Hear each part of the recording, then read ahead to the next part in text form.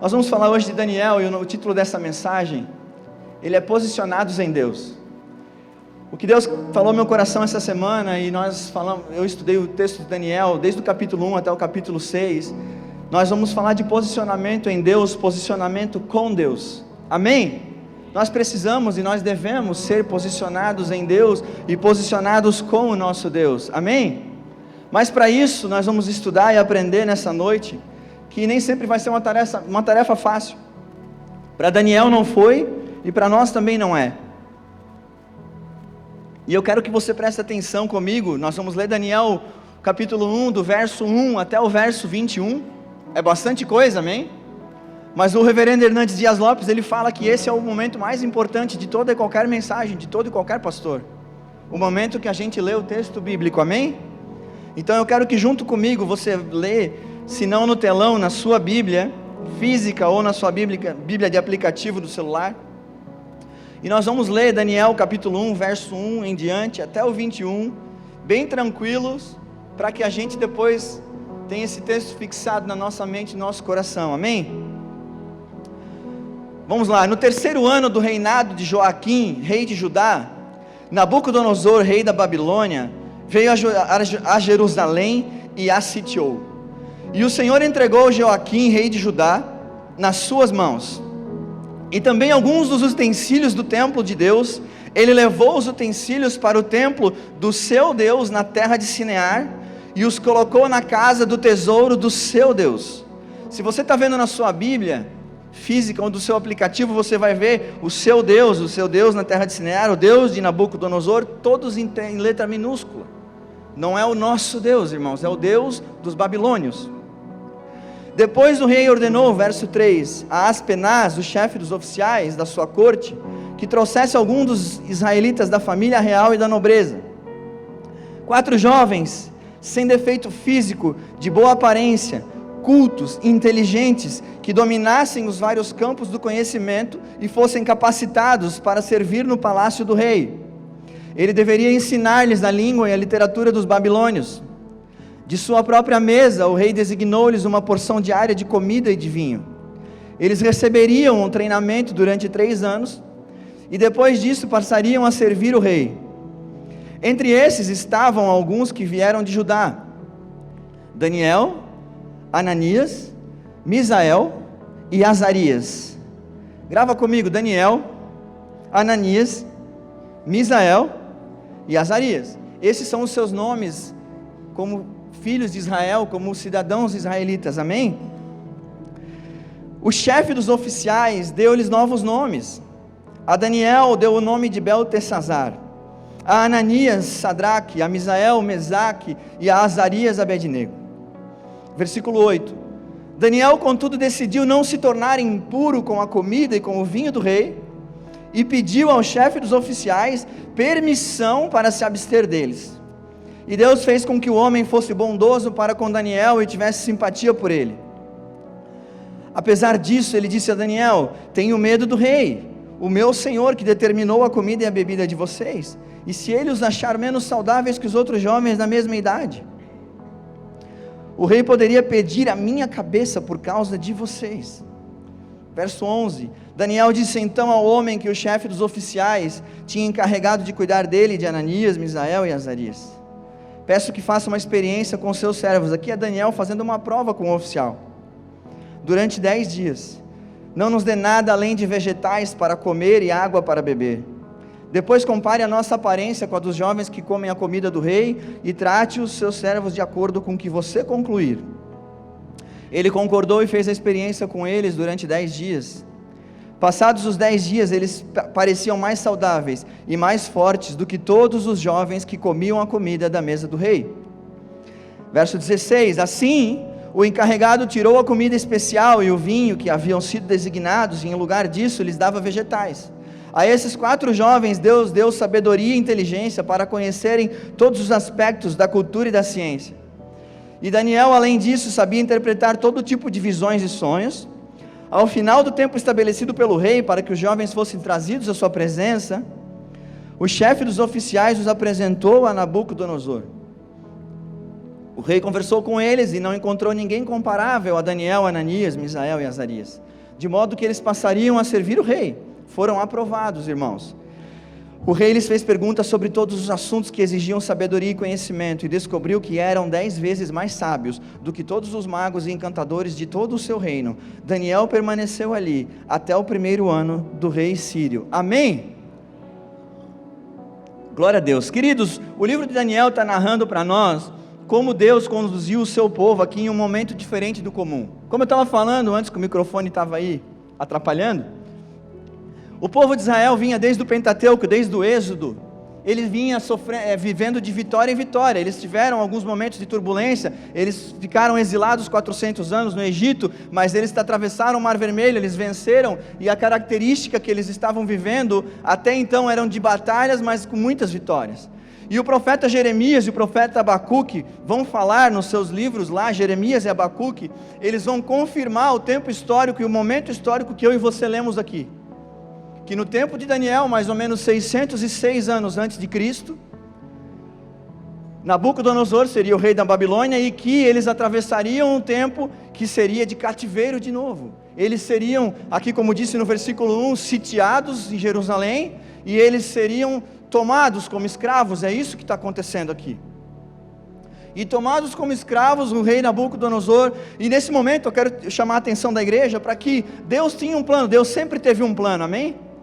Nós acabamos de cantar, Deus nunca é vencido, e Ele nunca é. Mas nesse momento da história, em Daniel 1, se você fosse um menino judeu, se você fosse Daniel, se nós estivéssemos lá, não ia parecer que Deus estava vencendo, ia parecer que Deus estava falhando, mas a sua palavra estava se cumprindo. Jeremias e Abacuque haviam confirmado, Jeremias e Abacuque haviam profetizado que eles seriam sitiados pelos babilônios e eles seriam tomados, e é isso que Daniel, Azarias, Ananias e Misael estão vivendo, na pele, com 16 anos de idade, por volta, teólogos históricos afirmam, em volta de 16 anos de idade, 606 a.C., eles estão nesse lugar, nesse ambiente, em que não parece que Deus está vencendo, e talvez qualquer semelhança com a minha, com a tua vida, em alguns momentos delas, não é coincidência. Tem momentos na minha e na tua vida que não parece que Deus está vencendo. Um dos momentos que também, se eu e você fôssemos os cristãos que nós somos hoje, naquele tempo, seria o tempo da cruz. Se eu e você estivéssemos embaixo do madeiro, lá no monte, lá de frente no Monte Calvário, e nós víssemos Jesus pregado pelos seus braços na cruz, pregado pelos seus pés, ferido no seu lado, e com a sua cabeça sendo esmagada pela uma coroa de espinhos, não ia parecer para mim e para você que Deus estava vencendo.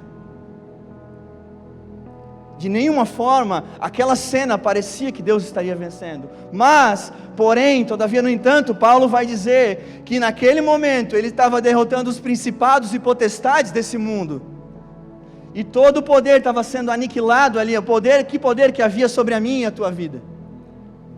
Ele estava vencendo o pecado em um momento que parecia de derrota, era o momento de maior vitória na história da humanidade. Jesus estava no momento que parecia de derrota, conquistando a maior vitória de todas para mim e para você. E é por isso que eu quero narrar nessa noite a história de Daniel, porque quando parece que Deus não está ganhando, quando parece que o povo foi tomado, quando parece que está tudo dando errado, Deus tem um plano. E eu vim aqui para te falar nessa noite que Ele tem um plano para você, e o plano dele envolve sim sofrimento, privação, envolve renúncia, mas o plano dele envolve vencer a maior vitória delas, aquela que foi conquistada na cruz do Calvário. Como disse Billy Graham, eu já li a minha Bíblia e no final está escrito que o reino de Deus já venceu. Ele já venceu. Mas nós temos privações e sofrimentos. Nós temos provações. E sabe, eu falei para você que Deus tinha e Deus tem, e Ele sempre teve o seu plano. Mas agora entrando no texto, Nabucodonosor tinha um plano. E esse mundo tem um plano. E nós vamos fazer hoje um paralelo entre o que Daniel, Ananias, Azarias e Misael viveram e um paralelo do que eu e você vivemos nessa sociedade. E nós vamos entender que Nabucodonosor tinha um plano para esses jovens, e se nós colocarmos lá, meus irmãos, o primeiro plano que o rei tinha para eles era, coloca o versículo 2 do capítulo 1 para nós aqui. 2.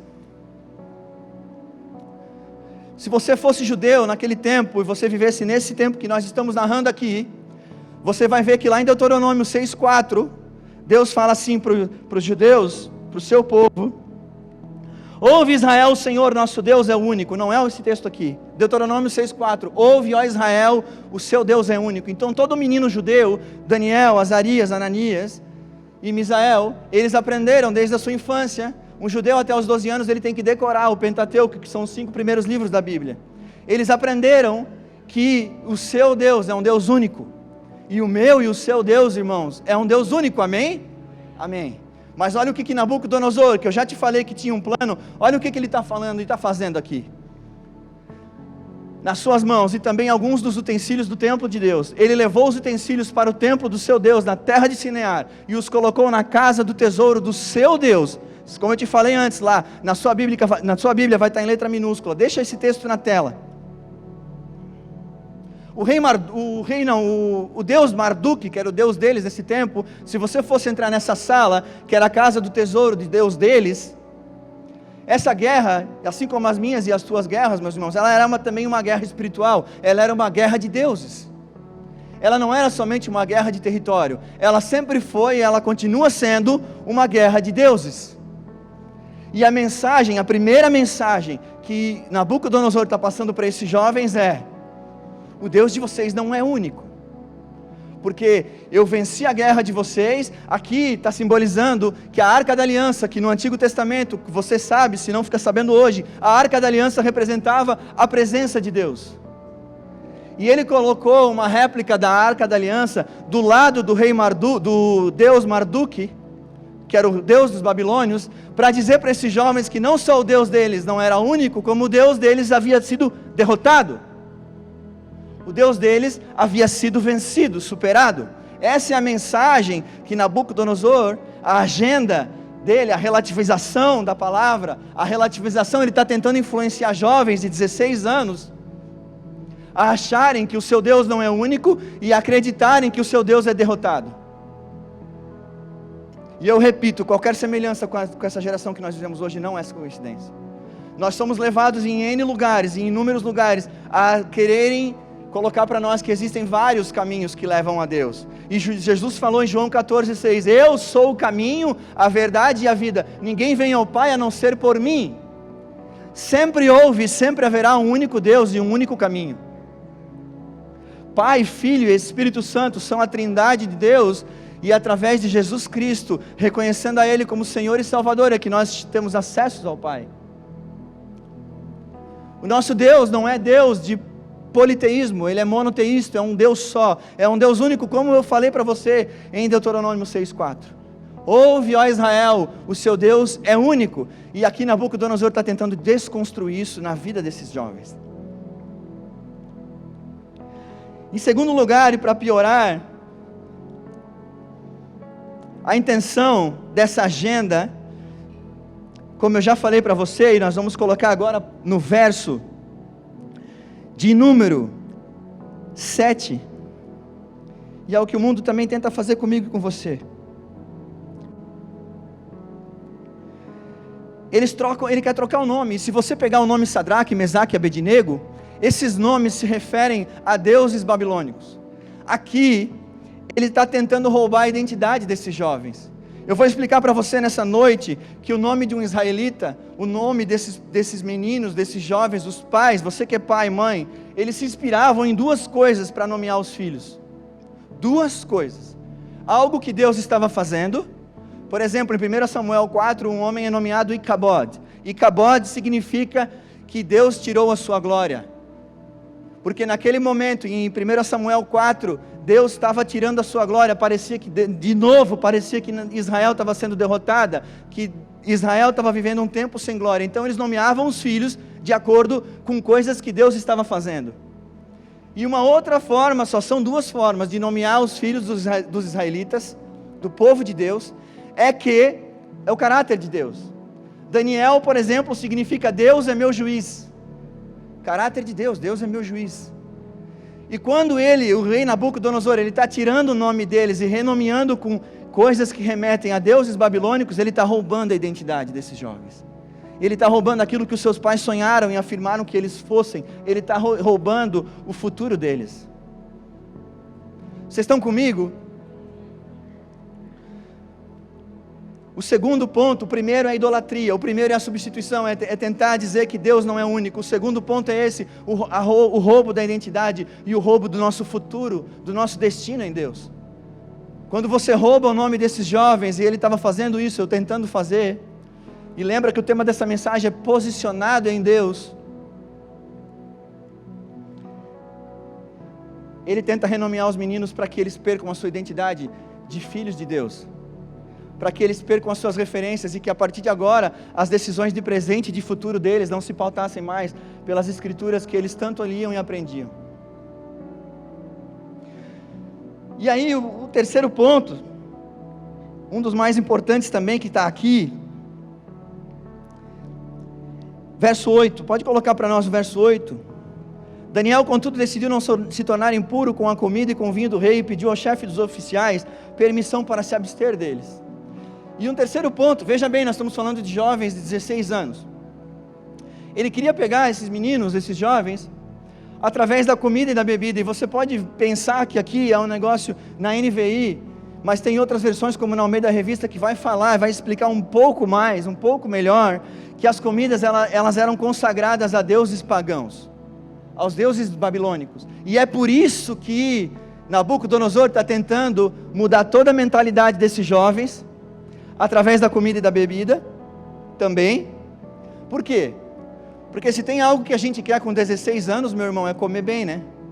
Ou com qualquer idade, mas quando a gente é jovem, qual que é os nossos objetivos? A gente quer realizar os prazeres da carne, e comer bem é um deles, e ele estava pegando eles exatamente pelo estômago, mas aquelas comidas, elas eram consagradas aos deuses pagãos, e caso comesse, Daniel estava tendo um entendimento, e estava tendo já a renúncia, de que ele estava participando de um culto pagão, e ele estaria desonrando e desobedecendo o seu Deus na terra da Babilônia.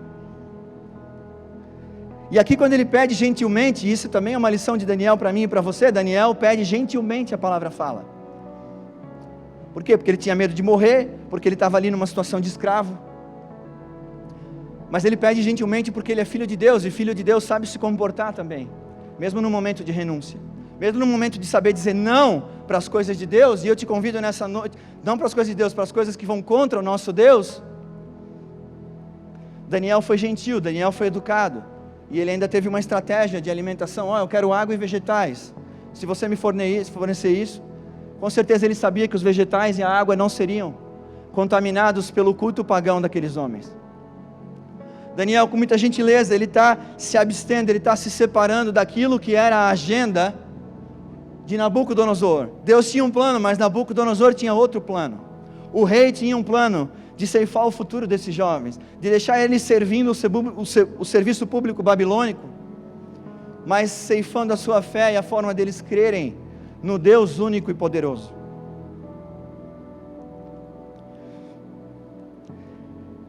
Assim como a identidade de um israelita, meu irmão, é caracterizada pelo caráter de Deus, eu e você, depois que nós aceitamos a Cristo, a palavra fala que o Espírito Santo habita em mim e você. E nós vamos agora entrar nessa mensagem, nesse tempo, no tempo que eu e você estamos vivendo.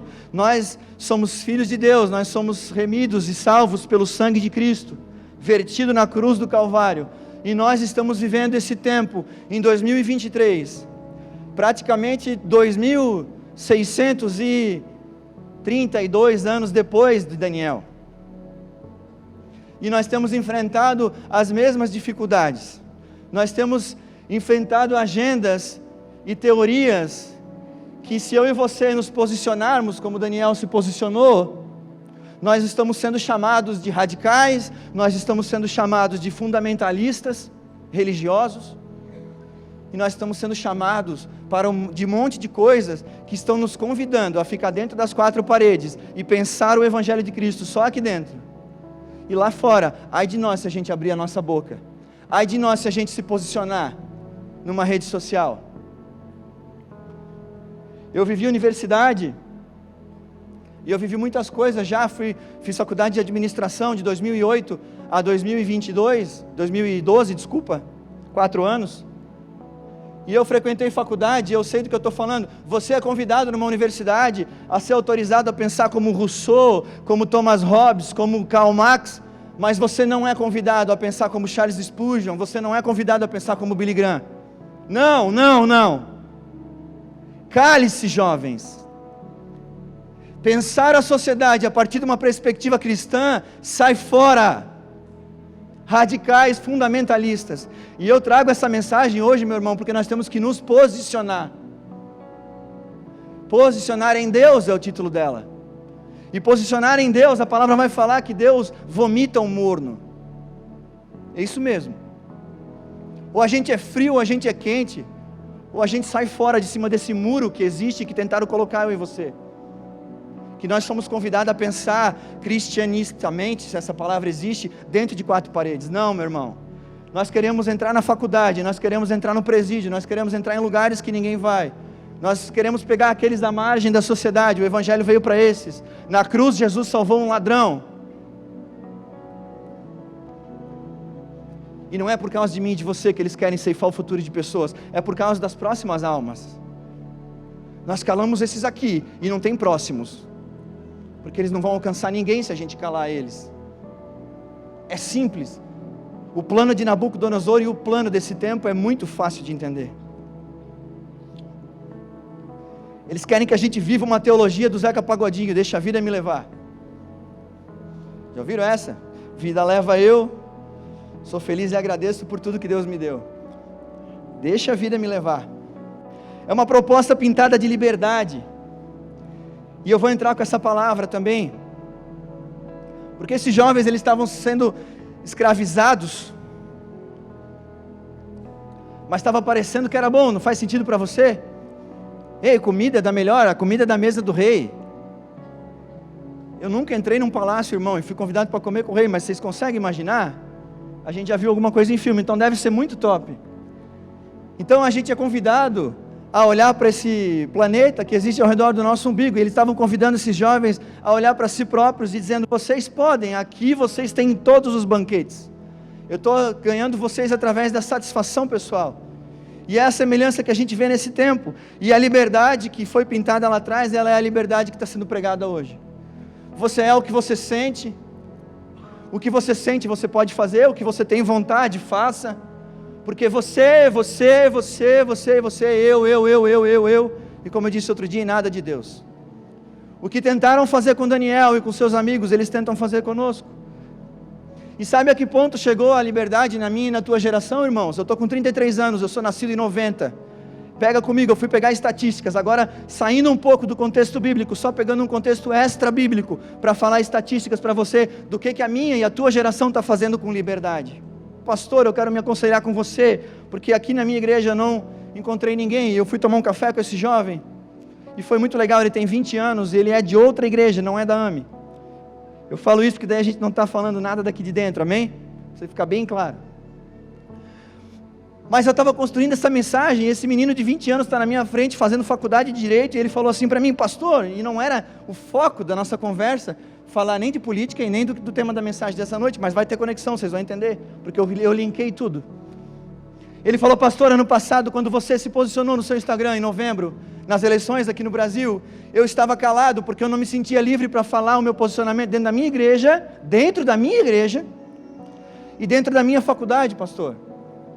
E eu me sentia sufocado, e aquilo, na hora me ligou um alerta. Eu estava no meio de preparar essa mensagem, eu disse: peraí, como é que é? Brasil livre, país livre? Aham. Meu irmão, eu era bem corajosinho com 20 anos. Eu, pelo menos naquela época, eu fui para os ambientes políticos e ninguém me calava. Eu era bem forinha assim, corajoso, meio folgado também, mas eu ia em partido político, eu me metia a cara, me envolvia lá, enfim, vocês sabem, eu já compartilhei isso aqui algumas vezes. Mas o que eu quero dizer, eu não estou querendo ir para um lado nem para o outro, vocês me entendam, por favor. Se tem uma régua que baliza o meu coração e os meus pensamentos, é o Evangelho. Deus me tirou, graças a Ele me tirou daquele meio pervertido que é a política, e me colocou aqui onde vocês estão vendo hoje. Deus me mostrou que sim, o que pode transformar a vida de jovens é o Evangelho, e não o lado A e o lado B de política, amém? Vocês estão comigo? Eu estou justamente apontando para Cristo aqui, aleluia, amém. A liberdade, ela não trouxe consequências que essa geração esperava, ela não trouxe as respostas, pelo contrário, eles foram parar nas drogas, eles estão perdidos. Outro dia nós tivemos um culto de homens que estavam aqui ouviram um pastor de Curitiba falar que ele está sendo chamado por pais lá na capital, Curitiba, uma cidade grande, ele relatando que pais estão chamando porque os seus filhos estão com sociopatia dentro de casa, jovens que não sabem fazer nada com a liberdade, jovens que estão tendo as suas mentes aniquiladas dentro de casa, dentro da faculdade, dentro do colégio, e eles vão vencer uma batalha, eles não vão vencer, mas se deixar vão. Aquilo que era uma guerra espiritual na Babilônia, em 606 a.C., nós estamos vivendo agora em 2023 depois de Cristo. Nós estamos no meio de uma guerra espiritual, muito mais do que uma guerra física, muito mais do que uma guerra de bomba e de não sei o que a gente vê na televisão. Nós estamos no meio de uma guerra espiritual. Vocês conseguem entender isso? E o convite dessa mensagem nessa noite é para que eu e você, pais e mães, jovens que estão aqui dentro, adolescentes, se você tem a idade de Daniel, 16 anos, os nossos adolescentes do N de liderança, nós estamos sendo convidados através dessa mensagem a nos posicionarmos. Nós não estamos sendo convidados a ser morno em Cristo. Você sabe qual é o fim dos discípulos, meu irmão? Pedro foi crucificado de cabeça para baixo. A pedido dele, acho muito massa, Pedro, eu me identifico demais. Quando iam botar Pedro na cruz, ele disse: só não me pendura de cabeça para cima, porque eu não mereço ser crucificado igual o meu mestre. Me crucifica de cabeça para baixo, porque eu não tenho merecimento de ser feito igual ele comigo. Que nós não procuremos uma liberdade, meu irmão, que vai ser justamente a causa do nosso fim. Que a gente possa encontrar no posicionamento que nós temos em Deus, e no refúgio que Ele é para mim e para você, e que Ele era para Daniel, o posicionamento correto para o meu e para o teu coração, para o meu e para o teu filho, que vai ser o futuro das próximas gerações. Nós iremos passar, e se nós não nos posicionarmos, nós deixaremos um vácuo de geração. Mas essa mensagem nessa noite, ela vem para justamente isso não acontecer, amém?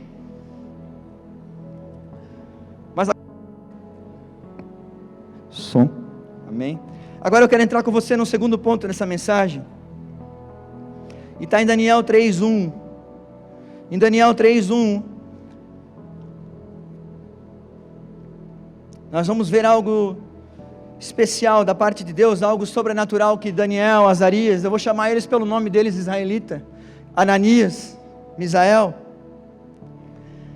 esses 4 jovens viveram em Daniel 3:1, coloca para nós, já está aí. O rei Nabucodonosor fez uma imagem de ouro, de 27 metros de altura e 2 metros e 70 centímetros de largura, e ergueu na planície de Dura, na província da Babilônia. Pode pular para o verso 6 para a gente acelerar um pouquinho. Quem não se prostrar em terra e não adorá-la, será imediatamente atirado numa fornalha em chamas. Quem lembra da história da fornalha? Famosa por Sadraque, Mesaque e Abednego, mas por esse nome babilônio que ele deu. E agora coloca para nós, deixa no 6. Esses jovens, eles não só recusaram se dobrar a estátua de ouro, eles recusaram adorar um Deus que Nabucodonosor criou para eles, como o rei deu uma segunda chance para eles adorarem por uma segunda vez. Não, vocês estão fora, vocês não estão bem certo aí, ô rapazinhos, eu vou jogar vocês numa fornalha, vocês não estão entendendo, então eu vou dar mais uma chance. Entre o verso 6 e o 16, o rei dá mais uma chance para eles adorar essa estátua de ouro, e eles não se prostram. E eu quero focar com você a resposta que esses rapazes dão. Coloca para nós Daniel 3,16. Na segunda vez, Sadraque, Mesaque e Abednego responderam ao rei: ó Nabucodonosor, não precisamos defender-nos diante de ti. Se formos atirados na fornalha em chamas, o Deus a quem prestamos culto pode nos livrar. E Ele nos livrará das tuas mãos, ó rei. Mas se Ele não nos livrar, saiba, ó rei, que nós não prestaremos culto aos teus deuses, nem adoraremos a imagem de ouro que mandaste erguer. Dá para ouvir um glória a Deus, irmão? o Deus a quem prestamos culto pode nos livrar. Mas se Ele não livrar, meu irmão, se Ele não livrar, reizão, se Ele não livrar, dono da agenda, dono da relativização, dono de cultura de relativizar, proprietário de teorias marxistas, coisas que confrontam o Evangelho de Cristo na sua face, se Ele não livrar, eu não vou me prostrar ao teu Deus da mesma forma, querido. Obrigado, eu vou morrer. É isso que eles estão falando, eles estão dando a própria vida aqui, se necessário fosse. Se necessário fosse. Mas aí eu quero ler com você. Põe o verso 24, mas eu quero falar para você. Logo na sequência do capítulo 3, a palavra fala ali, antes do 24, que os soldados que foram, o Nabucodonosor mandou que a fornalha fosse aquecida 7 vezes mais. Os soldados que foram aquecer a fornalha 7 vezes mais, eles foram consumidos pela fornalha. Eles viram morrer os soldados na frente deles, que aqueceu as fornalhas 7 vezes mais para eles. E olha a resposta que ele dá no 24. Mas logo o rei Nabucodonosor, alarmado, levantou-se e perguntou aos seus conselheiros: não foram 3 os homens amarrados que nós atiramos no fogo? Eles responderam: sim, ó rei. E o rei exclamou: olha, eu estou vendo 4 homens desamarrados e ilesos, andando pelo fogo, e o 4º homem se parece como um filho dos deuses. Sabe, no final Deus vai vencer, seja com eu e você dentro da fornalha, caminhando com Jesus ou não. Mas Deus vai vencer, e eu vim aqui te chamar nessa noite um convite muito específico para você copiar personagens bíblicos que são inspiração: Daniel, Azarias, Ananias e Misael. Porque o nível de confiança desses jovens, ele constrange até a nós que temos muito mais idade do que eles, e essa é a grande verdade.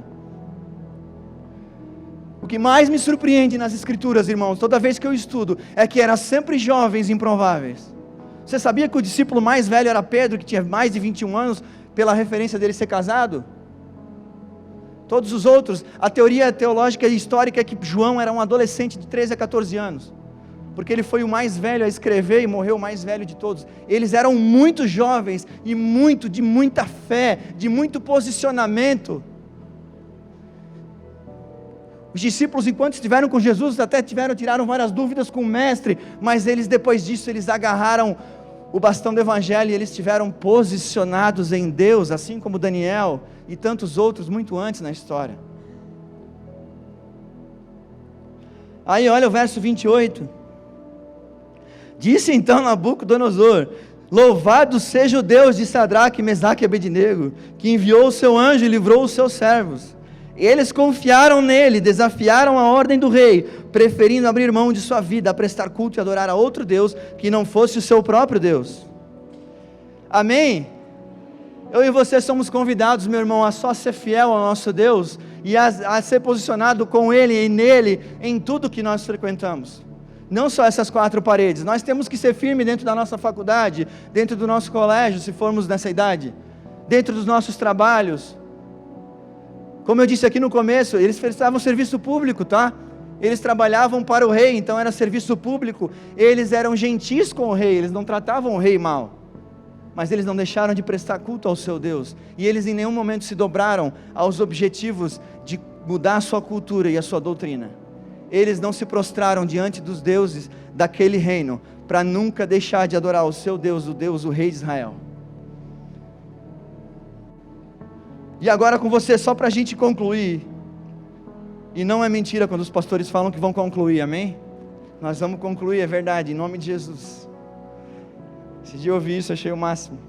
Sempre tem mais uns 7 minutos, amém? Glória a Deus. Mas em Daniel 6, nós vamos ver, a epígrafe do capítulo vai narrar que é Daniel na cova dos leões, e aqui já dá a letra do que vai acontecer. A palavra fala que nada foi encontrado contra Daniel. O rei Dário, ele gostava de Daniel, ele, como eu te falei, ele prestava o serviço público, ele trabalhava para o rei, e aqui já não era mais Nabucodonosor, era o rei Dário, mas as culturas, os deuses, era a mesma coisa. E o rei Dário, de certo, Daniel muito gentil, Daniel muito prestativo, um ótimo trabalhador, alguém que representava Deus de forma correta, mesmo estando em outro reino. a palavra fala que nada foi encontrado para que pudesse ser condenado Daniel. Então eles fazem, no verso 4, 5, eles fazem um decreto, porque Daniel, dentro da Babilônia, adorava ao Deus de Israel, dentro da Babilônia, por 3 vezes ao dia. Ele, de manhã, no almoço e final do dia, ele era sempre flagrado pelos oficiais, orando ao Deus de Israel. E o que eles fizeram? A única forma de pegar Daniel é fazer um decreto que não existia. Vamos criar uma lei nova. Olha que coisa desatualizada, né? Criar uma lei nova. Vamos criar uma lei nova para pegar cristão? Que coisa antiga, né? Deixa eu focar só nisso mesmo, amém? Antigo demais. Criaram um decreto para pegar Daniel. E aí o decreto foi assinado e ele entrou em vigor. E não tinha jeito, meu irmão. Daniel é fiel. Daniel é posicionado em Deus. Daniel não tem meio termo, não tem meia palavra, não tem relativização com Daniel. Não tem mornidão com Daniel. Não tem meia boca com Daniel. Não tem mais ou menos com Daniel. Era tudo ou nada. E com decreto ou sem decreto, os oficiais flagraram Daniel, nossa, orando, exaltando o Deus de Israel dentro do seu quarto. Que crime. E a palavra fala que o rei Dário amava Daniel, ele gostava dele, mas aí agora, como ele tinha sido levado pelos sábios, né, pelos grandes sábios daquele tempo, que também nós temos esses grandes sábios no nosso tempo, amém? A assinar um decreto que ia contra as regras que Daniel seguia. Daniel foi preso e Daniel foi lançado na cova dos leões. E a palavra fala, vamos ler agora, Daniel 6, verso 16. Então o rei deu ordens, e eles trouxeram Daniel e o jogaram na cova dos leões. O rei, porém, olha só que incrível, o rei era mais crente que muita gente, irmão. O rei, porém, disse a Daniel, que o seu Deus, a quem você serve continuamente, o livre. Taparam a cova com uma pedra, e o rei a selou com o seu anel selo, e com os anéis dos seus nobres, para que a decisão sobre Daniel não se modificasse. Tendo voltado ao palácio, o rei passou a noite sem comer, e não aceitou nenhum divertimento em sua presença. Além disso, não conseguia dormir. Tamanho era o carinho e o amor do rei Dário por Daniel. Ele ficou incomodado, ele perdeu o sono e não teve mais divertimento. Verso 19, logo ao alvorecer, o rei se levantou e correu para a cova dos leões. Quando ia se aproximando da cova, chamou Daniel com voz que revela a aflição, e disse, olha o que o rei disse, o rei babilônio: Daniel, servo do Deus vivo, será que o seu Deus, a quem você serve continuamente, pôde livrá-lo dos leões? Daniel respondeu ao rei: vive para sempre, o meu Deus enviou o seu anjo, que fechou a boca dos leões, eles não fizeram mal algum, pois fui considerado inocente à vista de Deus, também contra ti, e não cometi mal algum, ó rei.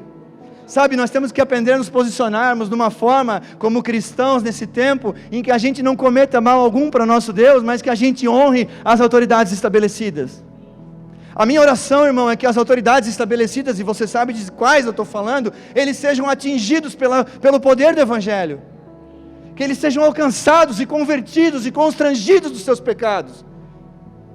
É essa a oração que eu faço pela nossa nação, porque se nós mudarmos a influência de cima para baixo, nós vamos alcançar mais pessoas, e não porque eu quero enfiar a goela abaixo o Evangelho de Cristo, não, eu quero influenciar o amor de Cristo, o alcance de Cristo. Daniel foi gentil, Daniel foi amável, Daniel deu exemplo, ele foi próspero, sim, bem louco, jogaram os amigos dele numa fornalha e jogaram ele numa cova de leões, mas o seu Deus o livrou, e eu tenho certeza que o nosso Deus tem um plano para nós nesse tempo, e o plano dele envolve nos guardar. Se tentarem com fornalha, se tentarem com provações, com sofrimento, se tentarem dizer que o nosso Deus é vencido, se tentarem dizer que o nosso Deus é derrotado, Ele vai dar estratégias para que eu e você saibamos honrar e glorificar o nome do nosso Deus. Que nós sejamos gentis com as pessoas, que nós sejamos amados, que nós podemos ser cristãos, significa pequenos cristos, que demonstrem empatia, amor, cuidado, piedade, verdade no coração, e não verdadeiros juízes, donos de si, donos de uma razão louca e inconsequente. Porque Daniel e esses rapazes deram um exemplo para mim e para você, que com gentileza e crença, mas fé posicionada, e fé posicionada não é silêncio, irmão, e não é aceitar que as pessoas calem a nossa voz, amém? Eu quero te convidar nessa noite a ficar de pé.